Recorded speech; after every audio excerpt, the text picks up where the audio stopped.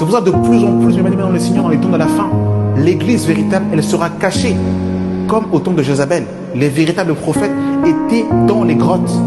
C'est pour ça ceux qui partiront à l'enlèvement de l'église, ce sera ceux qui seront dans les coulisses et qui seront en train de se préparer pour le grand retour du Maître. C'est pour ça que Jésus veut te sanctifier. Laisse Jésus te laver par les eaux de sa parole. Nous rendons grâce au Père des Esprits pour cette nouvelle audio. Merci Seigneur pour l'opportunité que tu nous fais de pouvoir partager les oracles. Merci pour le souffle de vie. Merci parce que nous sommes des serviteurs inutiles et tu nous utilises encore en ce jour afin de pouvoir partager les oracles du Seigneur. Nous aimerons parler d'un sujet, les bien-aimés dans le Seigneur, comment vaincre l'amour du monde. Cette exhortation fera suite à l'enseignement de dimanche précédent où nous avons parlé de la vie éternelle.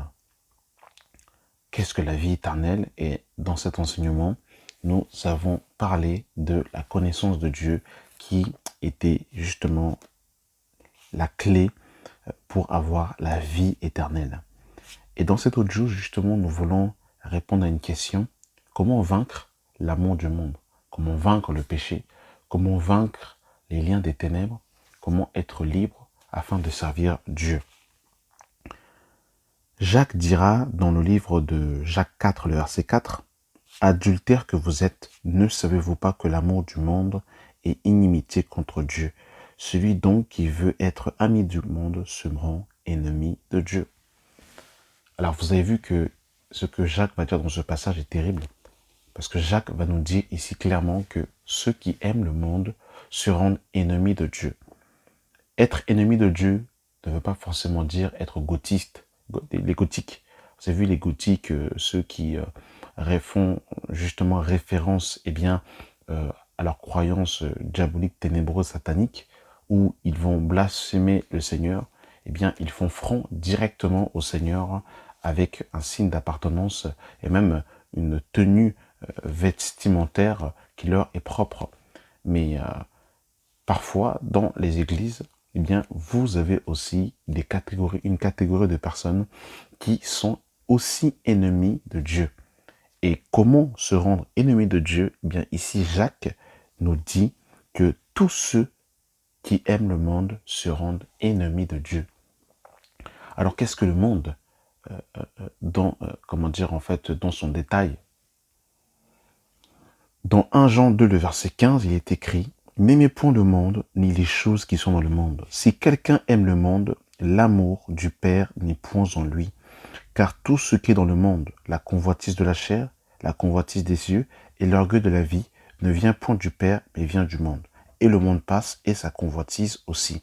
Mais celui qui fait la volonté de Dieu demeure éternellement. » Alors mes bien-aimés dans le Seigneur, ici, Jean va nous parler de la convoitise des yeux, la convoitise de la chair et l'orgueil de la vie.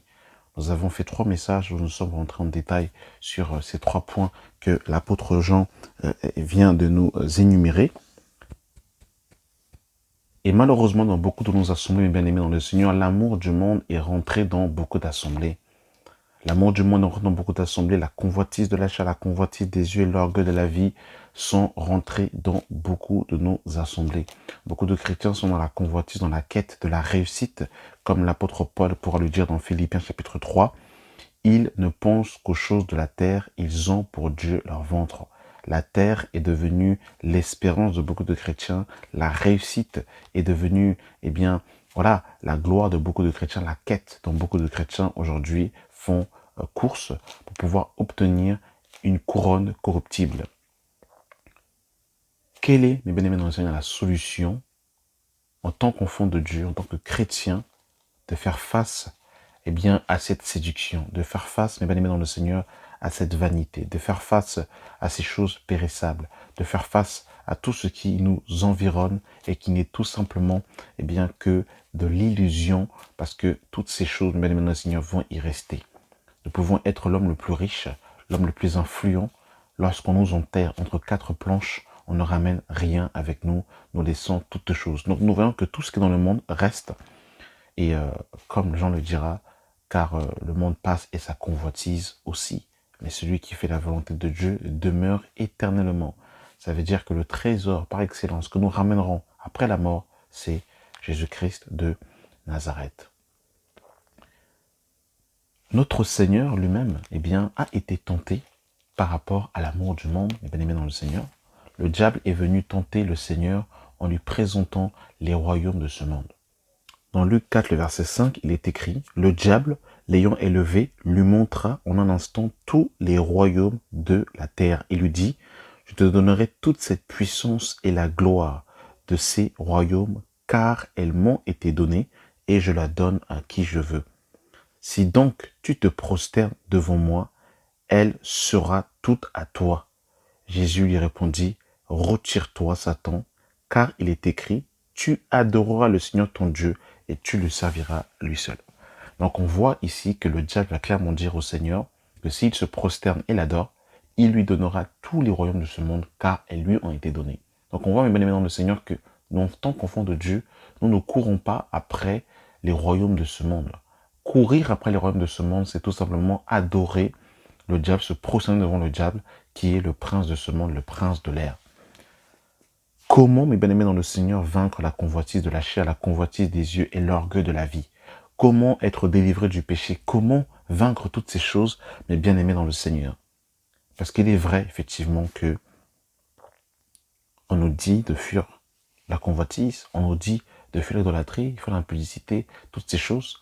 La convoitise qui est dans ce monde, mais comment concrètement vaincre cette séduction, cette puissance de séduction qui se présente devant nous en tant qu'enfants de Dieu, comment vaincre et comment marcher droitement devant le Seigneur. Alors mes bien-aimés dans le Seigneur, il n'y a qu'une seule réponse. Cette réponse, mes bien-aimés dans le Seigneur, c'est tout simplement la connaissance de Dieu. Comme nous l'avons vu dimanche dernier, j'ai été inspiré à continuer sur le même sujet. La seule chose qui nous permet de pouvoir vaincre toute la séduction qui nous entoure, mes bien-aimés dans le Seigneur, c'est la connaissance du Fils de Dieu. C'est pour ça que la vie éternelle consiste à le connaître. Parce que sans la connaissance de Dieu, mes bien-aimés dans le Seigneur, nous ne pouvons pas être délivrés. Vous savez, beaucoup de ceux qui fréquentent nos assemblées savent que le monde est la vanité. Beaucoup connaissent que le péché est le péché. Beaucoup savent que l'impudicité n'est pas bon. Beaucoup savent que l'amour de l'argent est inimitié contre Dieu. Beaucoup de personnes qui fréquentent nos assemblées savent que toutes ces choses, mes bien-aimés dans le Seigneur, Dieu en a en horreur. Malheureusement, ils entendent, mais n'ont pas la capacité de pouvoir être délivrés. Alors, comment être délivré concrètement de toute cette séduction? Parce que vaincre toutes ces séductions, c'est aussi être vaincu soi-même. C'est-à-dire mourir à soi-même, renoncer à son être. Dans Philippiens 3, le verset 4, il est écrit « Moi aussi cependant, j'aurai sujet de mettre ma confiance en la chair. Si quelqu'un autre croit pouvoir se confier en la chair, je le puis davantage. Moi, circoncis le 8e jour, de la race d'Israël, de la tribu de Benjamin, hébreu, né d'hébreu, quant à la loi, pharisien, quant aux zèles, persécuteur de l'Église, irréprochable à l'égard de la justice de la loi. Mais ces choses qui étaient pour moi des gains, je les ai regardées comme une perte à cause de Christ. Mais ces choses qui étaient pour moi un gain, je les ai regardées comme une perte à cause de Christ. Donc là, on voit, mes bien-aimés dans le Seigneur, que ici, toute la gloire que Paul pouvait avoir sur la chair, il a regardé toutes ces choses comme de la boue pour une seule chose, à cause. On peut le relire. Mais ces choses qui étaient pour moi des gains, je les ai regardées comme une perte à cause de Christ. Et bien aimé dans le Seigneur, il faut que les conducteurs, les prédicateurs prêchent la personne de Christ, la révélation du Fils de Dieu. Il n'y a que la révélation du Fils de Dieu qui délivre l'homme de l'esclavage, des ténèbres, de l'oppression du monde. Ce n'est uniquement que la connaissance de Christ. Regardez ce qu'il dira.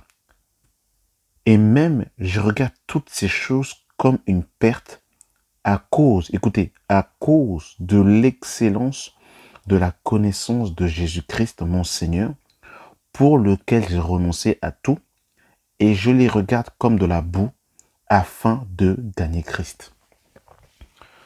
Donc il dit qu'il a regardé toutes ces choses comme de la boue à cause de l'excellence de la connaissance de Christ. On voit que beaucoup de chrétiens connaissent les Écritures, mais ils ne connaissent pas Jésus.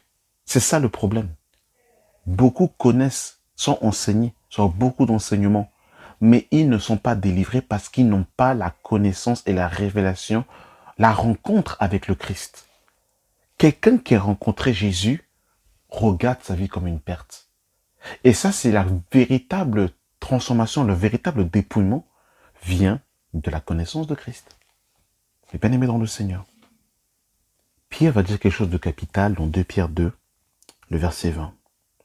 En effet, si après s'être retiré des souillures du monde par la connaissance du Seigneur et Sauveur Jésus-Christ, ils s'y engagent de nouveau et sont vaincus, leur dernière condition est pire que la première.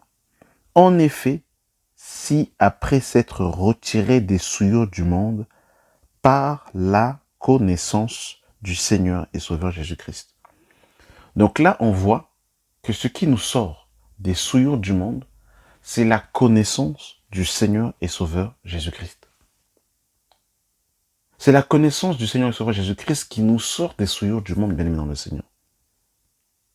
Comment vaincre la musique du monde? Comment vaincre le péché sexuel? Comment vaincre la convoitise? Comment vaincre l'orgueil de la vie, la convoitise de la chair? Et toutes ces choses, c'est la connaissance du Fils de Dieu.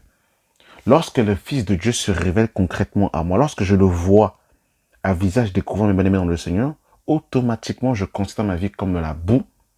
Je considère que je dois mourir à moi-même. Comme Jean le Baptiste pourra dire, il faut qu'il croisse et il faut que je diminue. Cette parole n'est possible uniquement que lorsqu'on a vu, qu'on ait la révélation du Fils de Dieu. Sans cette révélation du Fils de Dieu, il est impossible d'avoir de telles paroles, de voir une telle déclaration. C'est la connaissance du Fils de Dieu qui nous fait sortir des souillures du monde. Et bien aimé dans le Seigneur. Donc vous avez vu que il est impératif pour nous de connaître le Messie, de connaître le Fils de Dieu pour être délivré de toutes les séductions présentes. Hébreux 10, le verset 26. Car si nous péchons volontairement après avoir reçu la connaissance de la vérité. Là, la question qu'on peut se poser, c'est qu'est-ce que la vérité? Est-ce que la vérité, c'est un verset biblique? Non. Quand on nous dit « Car si nous péchons volontairement après avoir reçu la connaissance de la vérité », Jean est clair. Dans Jean 14, 6, il est écrit « Je suis le chemin, la vérité et la vie. » La vérité est une personne. En fait, c'est la vérité qui nous permet de ne plus être esclaves du péché. Car si nous péchons volontairement après avoir reçu la connaissance de la vérité, il ne reste plus de sacrifice pour les péchés, mais une attente terrible du jugement et l'ardeur d'un feu qui dévore les rebelles. Celui qui viole la loi de Moïse meurt sans miséricorde sur la déposition de 2 ou de 3 témoins. De quel pire châtiment pensez-vous sera digne celui qui aura foulé aux pieds le Fils de Dieu et qui aura tenu pour profane le sang de l'alliance pour lequel il a été sanctifié et qui aura outragé l'esprit de la grâce. Donc là, quand on dit que, car si nous péchons volontairement après avoir reçu la connaissance de la vérité, mais la connaissance de la vérité, c'est Jésus. La connaissance de la vérité, c'est Jésus-Christ. Quand Paul dira dans 2 Timothée 3 qu'il y a des hommes qui s'introduisent dans des maisons et qui captivent des femmes d'un esprit faible et borné, agité de péché, connaissons toujours, mais ne parvenons pas à la connaissance de la vérité. Eh bien, la connaissance de la vérité, c'est le Seigneur. On va lire ce passage parce que c'est très significatif. Parce qu'il y en a qui ont des connaissances, mais qui n'ont pas la connaissance de la vérité. Et ça, c'est ça qui est très, symbolique. 2 Timothée 3, le verset 6. Il y en est parmi eux qui s'introduisent dans les maisons et qui captivent des femmes d'un esprit faible et borné, chargées de péché, agitées par des passions de toute espèce. Écoutez le verset 7. Apprenons toujours et ne parvenons jamais à la connaissance de la vérité. Donc vous avez vu qu'il y a une différence entre apprendre, avoir des connaissances, et avoir la connaissance de la vérité qui est Yeshua Mashiach. Et c'est ça qui fait la différence entre celui qui apprend, celui qui a des connaissances, et celui qui connaît la vérité. La vérité qui est Yeshua. La vérité qui nous a franchis, qui nous libère, qui nous rend libres, mes bien-aimés dans le Seigneur. Et qu'est-ce que Paul dira dans Éphésiens chapitre 4 par rapport aux 5 ministères de la parole? Paul dira dans Éphésiens 4, le verset 11, « Et il a donné les uns comme apôtres, les autres comme prophètes, les autres comme évangélistes, les autres comme pasteurs et docteurs, pour le perfectionnement des saints en vue de l'œuvre du ministère et de l'édification du corps de Christ, jusqu'à ce que nous soyons tous parvenus à l'unité de la foi, écoutez, et de la connaissance du Fils de Dieu, et de la connaissance du Fils de Dieu, à l'état d'homme fait, à la mesure de la stature parfaite de Christ, afin que nous ne soyons plus des enfants flottants et emportés à tout vent de doctrine, mais que par la ruse, par le moyen de la séduction, mais que professons la vérité dans la charité, nous croissons à tous égards à celui qui est le chef, Christ. Donc on voit que le rôle des 5 ministères, c'est la connaissance du Fils de Dieu. La connaissance du Fils de Dieu. Et c'est cette connaissance qui est impérative et qui nous donne, les bien-aimés dans le Seigneur, la vie éternelle. C'est la connaissance du Fils de Dieu. C'est la connaissance du Fils de Dieu qui nous rend libres, qui nous a franchis, qui nous délivre du monde, qui nous délivre du péché. Donc c'est la révélation du Fils de Dieu. Ce n'est pas l'accumulation des connaissances que l'on peut avoir ici et là sur YouTube, dans les bibliothèques chrétiennes, tout ça là. C'est dans la connaissance du Fils de Dieu. Parce que je vous dis, beaucoup connaissent, mais très peu connaissent la vérité. Parce que quand on connaît la vérité nous rend libres, la vérité nous rend humbles, la vérité nous rend simples, la vérité nous délivre, bien aimé dans le Seigneur par rapport... En fait, quand nous connaissons la vérité, en fait, la parole de Dieu s'inscrit dans notre âme, dans nos pensées, dans notre esprit. Nous faisons un avec la parole, nous avalons le rouleau, et en fait, on ne peut que appliquer la parole. La parole est tellement ancrée en nous, mais bien aimé dans le Seigneur, qu'on fait un avec elle, et qu'on est obligé de la mettre en pratique, même dans les moments difficiles. Parce que nous avons été connus de la vérité.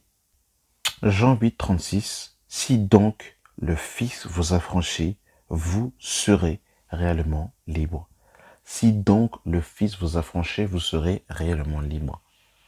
Nous sommes libres, pas parce qu'un apôtre nous a imposé les mains. Nous sommes libres parce que Jésus nous a franchis. Nous ne sommes pas libres parce que je balaye mon église, nous balayons nos églises, toutes les assemblées, parce que nous sommes fidèles à un bâtiment d'église. Nous sommes libres parce que Jésus nous a affranchis et nous a rendus libres et qu'il a brisé les chaînes du péché, les chaînes de l'esclavage. Et bien aimé dans le Seigneur. Et cette connaissance, mes bien-aimés dans le Seigneur, eh bien, du Fils de Dieu, nous a franchis du monde, nous a franchis de l'amour de l'argent, nous a franchis de l'orgueil, nous a franchis des femmes, nous a franchis de toutes les séductions présentes et nous a franchis même de nous-mêmes. C'est-à-dire que l'on meurt par rapport à soi-même et on n'est plus en quête, mes bien-aimés dans le Seigneur, de ces choses de ce monde. On comprend la vanité, la volupté, la chair, mes bien-aimés dans le Seigneur, de tout ce qui nous entoure. Et nous avons qu'un seul objectif, c'est courir après Christ afin de gagner Christ, mes bien-aimés dans le Seigneur, comme Paul pourra le dire. C'est notre seul objectif, mes bien-aimés dans le Seigneur, c'est gagner Christ. C'est saisir Christ, saisir la vie éternelle. Mais cette perception des choses n'est possible qu'une seule chose, lorsque nous avons la connaissance de la vérité, littéralement la connaissance du Fils de Dieu. Amen. Merci d'avoir pris le temps d'écouter cet audio.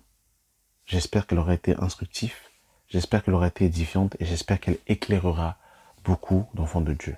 La grâce et la paix soient avec vous au nom de Jésus. Amen.